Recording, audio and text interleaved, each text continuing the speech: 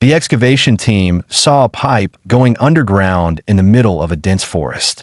This was quite surprising because the place where they were standing was an old, dead volcano, which was completely covered by trees, plants, and grass.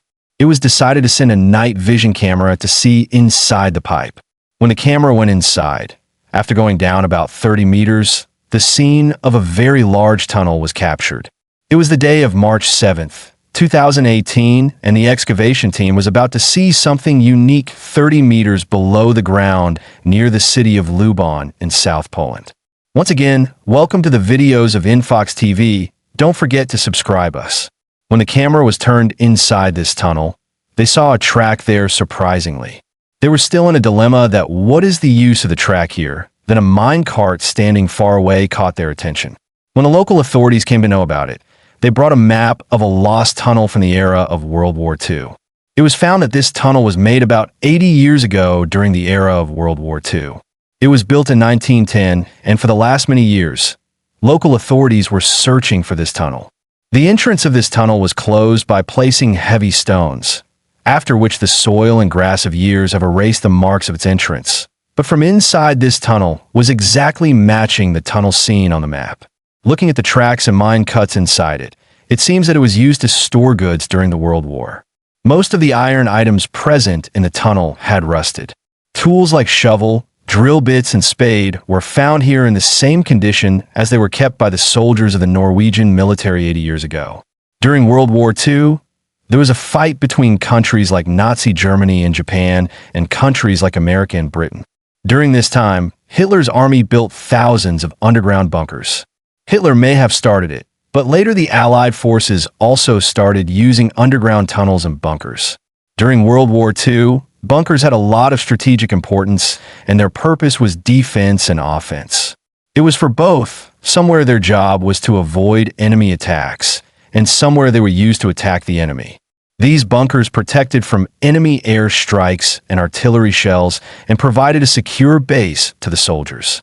Defensive bunkers were designed on the front line in such a way that they could stop enemy attacks, like Germany's Atlantic Wall, which was a strong barrier against the attacks of the Allied forces. Also, some bunkers were used for planning, from where the commanders managed their operations secretly. So many underground bunkers and war rooms were constructed in World War II that it is not possible to count them even today because thousands of them are still buried somewhere under the ground. It is said that in World War II, the Allied powers and Axis powers spent so much on underground bunkers that there was a shortage of iron and cement all over the world. According to an estimate, it cost about 500 billion rupees of today's money to build all these bunkers. $1 trillion were spent. Understand this. America spent $100 million daily in its 20-year war in Afghanistan, whereas $460 million were spent daily in building bunkers during World War I. This is the expenditure incurred only in construction. It is difficult to even estimate the expenditure on manpower, logistics, and ammunition during World War I. Let's go into the bitter memories of history and learn about a few bunkers. The Atlantic Wall was a very large coastal defense system built by Norway during World War I. It was spread over 2,400 miles or 3,800 kilometers on the coastline of Europe, whose purpose was to avoid attacks by Allied forces from the sea. This system, built between 1940 and 1944, included thousands of bunkers, ammunition depots, and forts. At that time, Hitler also occupied many areas of France. A part of the Atlantic Wall was also spread in Normandy, an area of northern France, where an artillery battery called Loges-sur-Mer was installed. These bunkers, they were designed to withstand heavy bombardments and to provide defensive fire during attacks. If we talk about Norway, its lower part could be used to stop the Allied forces coming from the North Atlantic Ocean. That is why Hitler had buried some parts of the Atlantic Wall here as well. Here, fortresses like Kristiansand protected the naval routes. Apart from this, Netherlands was also under the control of Norway at that time, and thousands of bunkers named Safe Onion were built on the coast of the North Atlantic. This entire Atlantic Wall of Norway, which included underground bunkers, depots, tunnels, artillery batteries, and forts, was built by the company of a German engineer named Fritz Todt. All these structures were forcibly built by 260,000 workers, most of whom were prisoners, in just 2 to 4 years. Even today, some parts of the Atlantic Wall are present as historical monuments, which give a feeling of the engineering of World War II and the expenses incurred on it. When Hitler built the Atlantic Wall, at that time the Allied powers had no idea how much difficulty they would have to face in the future. Then in 1942, an incident happened which opened the eyes of America and Britain. The Canadian forces, which were a part of the Allied powers, planned an attack on the region of Debs in France, which is remembered today as the DF Raid. The purpose of this attack was to understand the Atlantic Wall built by Hitler and how it works. These strong concrete bunkers made the Allied attack a miserable failure. The Allied troops, who were trying to land on the coastline, became the victims of the powerful crossfire of Nazi Germany. This was a big blow for the Allied forces because they had so much confidence in the strength of the Atlantic Wall that 3,600 of them were either killed or became prisoners at the hands of the Nazis.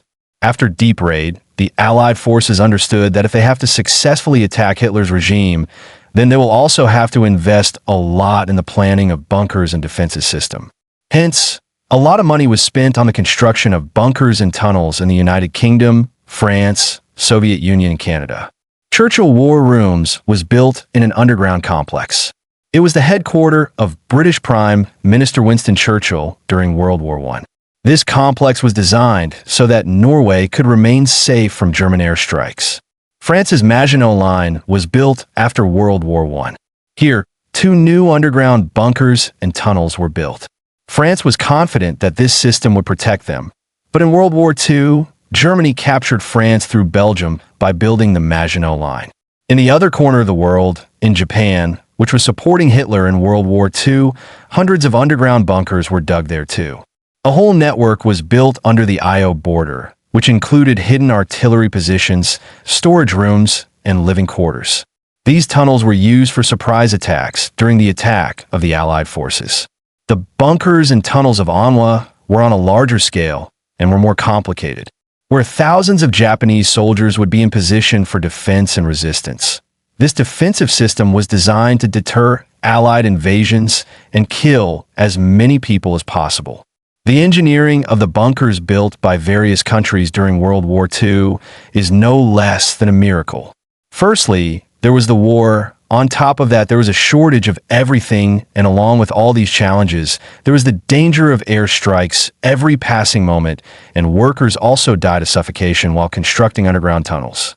But despite all these challenges, thousands of bunkers were not only built, but many of them are still hidden under the ground in the same condition till date, especially those built in Axis power countries, because after World War II, when their rule ended there, the soldiers either ran away by closing the entrance of the bunker or died inside it. So no one came to know which bunker was built at which location. There was a way to find out the location of all these bunkers and tunnels, and that was the method of Hitler's government.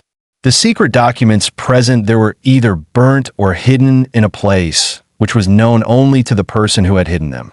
Especially these bunkers were built in a camouflage manner, i.e., they were built in natural terrain in such a way that no one could know that there was a military bunker here. This is why after the war, these bunkers remained hidden. Special ventilation systems were made for underground bunkers which would take fresh air inside the bunker and take out carbon dioxide. Nazi leader Adolf Hitler used many bunkers during his reign.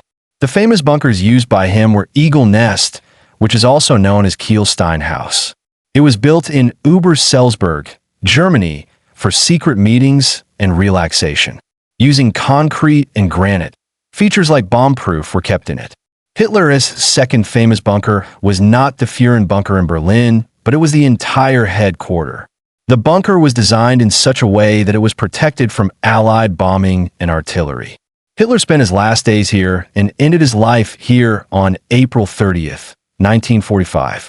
Today, no part of this bunker is visible on the surface, but this place has been a dark chapter in the history of World War II. Now let's talk about one such bunker of Hitler, where he spent most of the days of the war. This bunker, named Wolfson, looks less like a bunker and more like a fort, which is present in the middle of the forest in North Germany. Inside this, Hitler's bedroom and the ceiling of the office suite around it were made about 7 meters thick. A thick layer of gravel made the entire fort-like bunker safe from airstrikes and bombing. A door made of thick steel sheet, which also protected from chemical attack. This bunker, which looked like an Egyptian tomb, was so strong that it is not possible to destroy it even today, and the security was so much that not even a single window was kept in it. A special ventilation system was installed here, which circulated fresh air inside the entire bunker. But despite so much security, this bunker was not seen in the landscape of the forest. It was made invisible by putting soil on its roof and planting the same trees and plants which were present in the nearby forest. Due to this, when a ship passed from above, it would not have even the slightest doubt that Hitler's headquarters was present here below. The Allied powers USA, UK, Canada, and other forces planned for years to break the strong defensive bunkers and Atlantic wall of Nazi Germany. More than 156,000 troops, 5,000 ships, and 11,000 aircraft were used to counter the Atlantic wall built by Hitler. It was the day of June 6th, 1944, which is remembered as D-Day. On this day, Germany confronted the Allied forces with the bunkers and artillery of the Atlantic Wall, but their planning and resources were not that effective. The Allied airstrikes and paratroopers fought hard against German communication and defense. The Allied forces had to face a lot of losses initially, but finally they succeeded in breaking Nazi Germany's control over Europe. Hope you will like and share this video of InfoX TV a lot. Thank you very much for your loving comments. See you in the next great video. Take care.